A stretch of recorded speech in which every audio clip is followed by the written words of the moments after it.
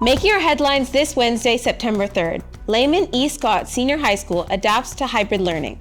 A new act has been put in place to affirm the church's nonprofit status. And boxer Christopher Hurlston earns a technical knockout in Germany.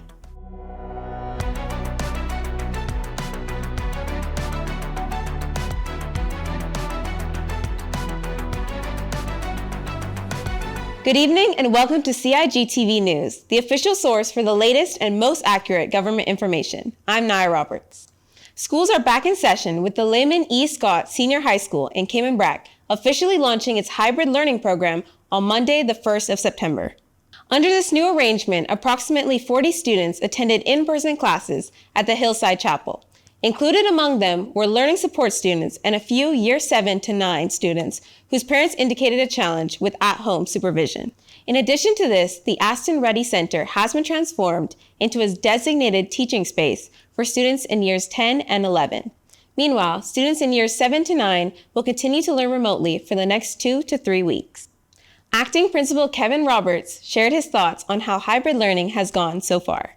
We're off to a very good start. Students across the different sites were quite enthusiastic and engaged. While we experienced a few connectivity issues at the Hillside Chapel, our team is really working to improve these very quickly. We want to use this opportunity to really thank our parents and the wider Cayman community for their continued understanding, cooperation, and support as we navigate this hybrid approach to teaching and learning. The new arrangement also integrates outdoor activities such as break times, lunch, physical education, and other sessions. School officials reported the students, particularly those in the Aston Ready Center, were excited and engaged throughout the day. The move to a hybrid approach has been implemented as the safe completion of the asbestos remediation work continues. The decision was made by the Ministry of Education and Training in collaboration with the Department of Education Services in early August as an act of caution. No indication of immediate risk was found, with the school and students adapting to the hybrid model for the first 3 weeks of the semester. Following an extensive consultation with church representatives and legal advisors, a new amendment act has been put in place to help strengthen the nonprofit status of churches while enhancing governance standards overall. The amendments are as follows: modernizing the structure and management of the churches by clearly establishing and empowering boards of officers to act on behalf of the church. Ensuring the proper use of assets and income, meaning that all church assets and income must be applied exclusively to advancing the church's purposes in line with NPO registration.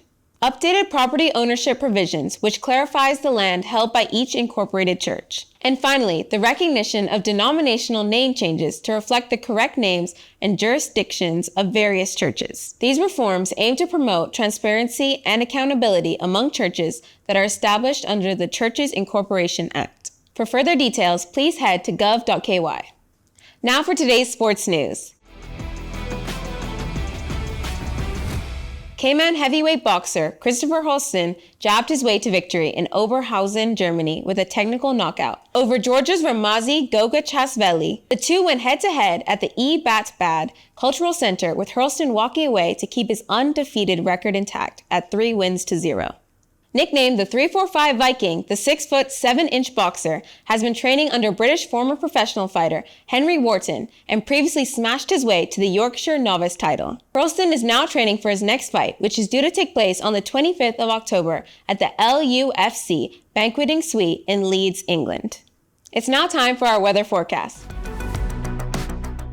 Fair weather prevails across the Cayman Islands with no active showers detected on radar. Tonight we can expect mainly clear skies with a 30% chance of showers, low temperatures near 80 degrees with light and variable winds, as well as smooth seas with waves under 2 feet. Tomorrow morning starts fair before becoming cloudier throughout the day, with a 30% chance of showers.